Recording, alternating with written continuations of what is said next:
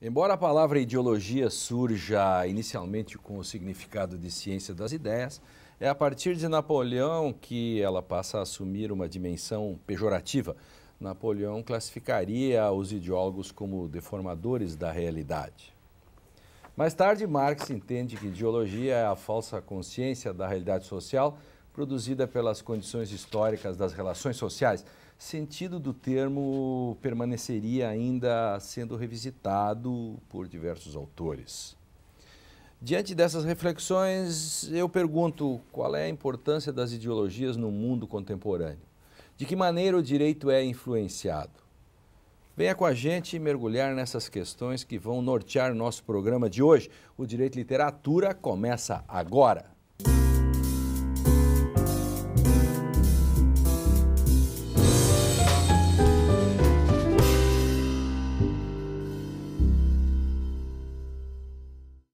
Olá, a partir de agora eu convido os telespectadores para mais um grande debate no nosso Direito e Literatura. Aqui no estúdio temos renomados convidados que vão relacionar o tema da discussão com títulos da literatura. No Direito e Literatura de hoje, que tem o apoio do Programa de Pós-Graduação em Direito da Unicinos, vamos discutir o assunto ideologia. E para isso recebemos no estúdio Drayton Gonçaga de Souza, professor de Filosofia da PUC, e Catherine Rosenfield, professora de Literatura e de Filosofia da URGS, e José Luiz Bolsa de Moraes, professor de Direito da Unicinos. Olá, sejam bem-vindos.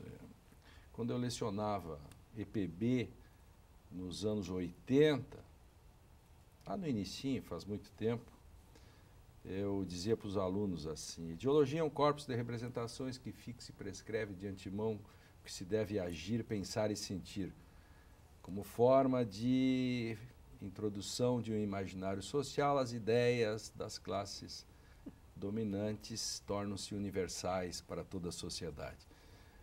Bom, faz tempo. O Drayton tem um texto, me parece, né, Drayton, que entra nessa linha, correto? De fato, Helene, meu texto se adequa perfeitamente a esse conceito de ideologia que tu utilizavas na década de 80. Escolhi um texto curto do Bertolt Brecht com o título Se os tubarões fossem homens, se fossem seres humanos. Então, uma comparação entre seres humanos e animais. Aqui nós temos um recurso literário que já aparece nos gregos, por exemplo, que é a personificação de animais. E aqui nós temos uma crítica, vamos dizer assim, ao que o nazismo fez naquela época na Alemanha, especialmente na Alemanha. E a primeira pergunta que é feita no texto é: se os tubarões fossem homens, eles seriam mais amáveis com os peixinhos? A resposta é sim, a resposta do narrador. Mas só que essa resposta aparentemente muito positiva, que os tubarões forneceriam alimento, entre outras coisas, inclusive escola para os peixinhos, ela muda de repente porque aparece a dimensão autocentrada, vamos dizer assim, dos tubarões, que dariam escola, educação, portanto, aparelhos ideológicos do Estado, escola, moral, religião, arte, para a manutenção de um status quo ou para que fosse, dessa forma, reproduzida a ideologia da classe dominante. Portanto, esse texto aqui, de um modo muito singelo, ele espelha perfeitamente aquele conceito que tu usavas na década de 80. Isso, que é o conceito negativo de ideologia que se diz, né? Exatamente. Um conceito de ideologia, e aqui nós temos uma crítica marxista da sociedade que está implícita, inclusive o marxismo é citado aqui nesse texto. Era um conceito muito usado por alguns autores marxistas, uma noção negativa de ideologia, como algo sempre pejorativo. Claro, claro, perfeito. A gente vai voltar a esse assunto. E Catherine? Eu trouxe um autor que desvia um pouco dessas ideias de ideologia que são ainda muito influenciadas pelo iluminismo, né? Pela ideia de que tem tantas grandes figuras de liderança, né? Que vão tomar conta de uma reestruturação da educação, de fornecer, né? Novas superestruturas. Então, o autor é Elias Canetti, um austríaco, na verdade búlgaro, né? Mas assim, ele se reconhece no Império Austro-Húngaro na época e nessa Áustria que sobra, né? Depois da Primeira Guerra. ele escreve um livro que se chama, é uma autobiografia, Uma Luz em Meu Ouvido, na verdade uma tocha em meu ouvido. No pode deixar mais isso. E nesse livro, na verdade, ele introduz uma série de figuras marcantes da época que eram ideólogos, né? Então ele dedica uma longa passagem a Brecht, a essa figura polivalente, né? Ele mostra o lado sombrio do Brecht. E um outro personagem é Karl Kraus, que escreveu Die Fackel, Os Últimos Dias da Humanidade.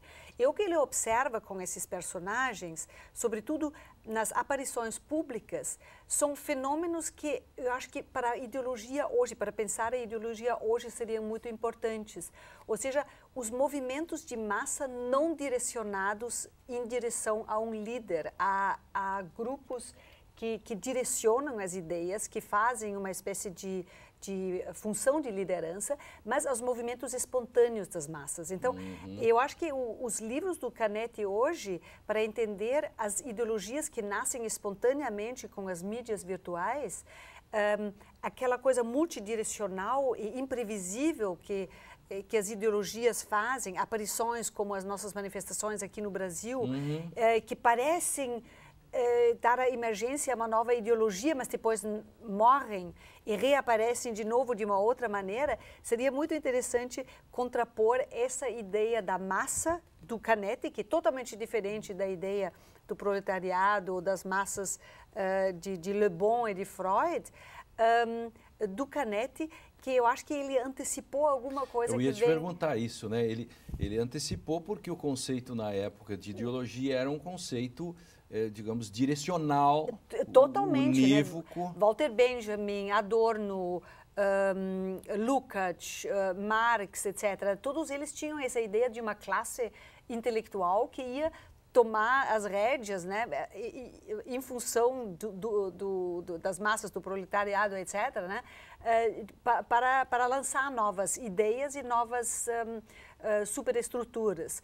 O Gramsci, né, o príncipe exatamente. Das massas. Né? Então, o interessante, e o que desconcertou na época o Canetti e deixou ele marginal, né, Adorno o criticou muito, era justamente que ele introduz uma ideia completamente diferente, muito mais espontânea, muito mais passional também, muito mais voltado para fenômenos naturais, né? Ele compara os movimentos da massa ao fogo, aos rios, a fenômenos elementares, né? da natureza, que não são sujeitos a uma direção. Então, por exemplo, ele diz que a histeria de massa não é induzida pelo Führer, pelo líder, ela é espontaneamente atribuída às lideranças pelas massas. E por isso que as lideranças ficam tão paranoicos, porque eles sabem que a todo momento podem perder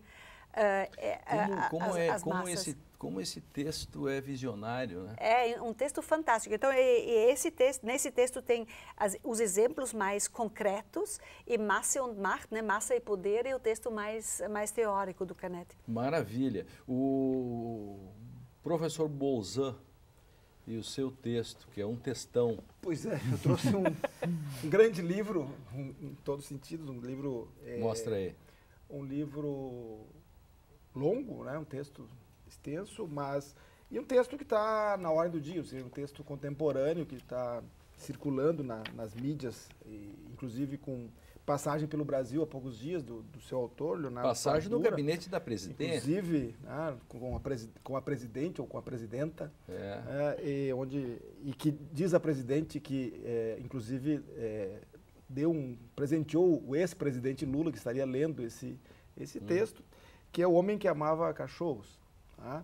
Que eu acho que é um texto que contribui para essa discussão por vários motivos. É um texto interessante, agradável de leitura, ou seja, é um romance histórico, conta a história um pouco do século XX, sobretudo das grandes revoluções, no caso da Revolução Russa, e em cima da figura do Trotsky. Ele está na capa, inclusive. Ou seja, né? claro, tá. E Trotsky era um homem que amava cachorros, né? Ele passa todo o período do exílio, inclusive, que é assim, o objeto do trabalho, do texto, o período do exílio do Trotsky, ele ligado à Maia, que é uma galgo uma cachorra galgo que acompanha ele na Sibéria e depois na Turquia, depois quando ele vai para o México, né, no final, passando por outros lugares, mas ele sempre tem uma relação próxima com os cachorros.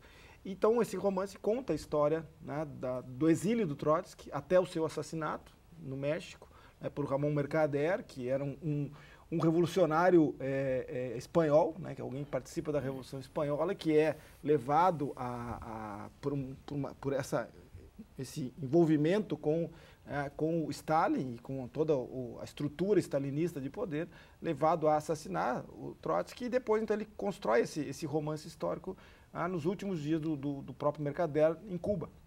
Uhum. Então, e aí o Leonardo Padura faz também a crítica dele ao próprio regime cubano, etc. Ou seja, há toda essa discussão de algo que foi, assim, talvez a marca do século XX em torno da Revolução Russa, de Cuba, do stalinismo, do trotskismo, o papel desses grandes atores nesse processo todo ao longo do século XX, na relação, inclusive, leste-oeste, claro. E também a própria questão cubana, né, que ainda permanece até hoje. Ou seja, claro. Há um debate em torno do papel de Cuba, né, ainda como assim, o contraponto ao modelo capitalista. Ou uma espécie de representação disso, né, que a esquerda brasileira faz também. Exato, e tal. Então nós temos, né, veja, uma visão, digamos, do Brecht, no sentido mais mecanicista, num sentido, enfim, idealista da possibilidade de uma crítica ao totalitarismo e tal, ou ao nazismo, mas que pode ser visto ao capitalismo também, no sentido... Podemos aplicar também a outro contexto, não precisamos ficar restritos à crítica ao nazismo, que é o objeto do texto. Claro. Esse texto pode ser aplicado tranquilamente. Questão que reaparece, por exemplo, em Santa Joana dos Matadouros, fortemente também, a questão do Brecht também. Aí a Catherine traz um texto que mostra, que adianta toda uma problemática, espécie de pós-moderna da ideologia, da fragmentação.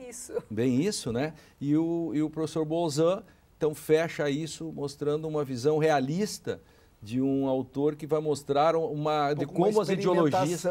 Uma experimentação disso, né? Me parece que das grandes revoluções, o debate das grandes revoluções e o papel, né? E vamos dizer assim, um pouco dos desvios que esses processos acabaram assumindo ao longo do tempo. Os três textos...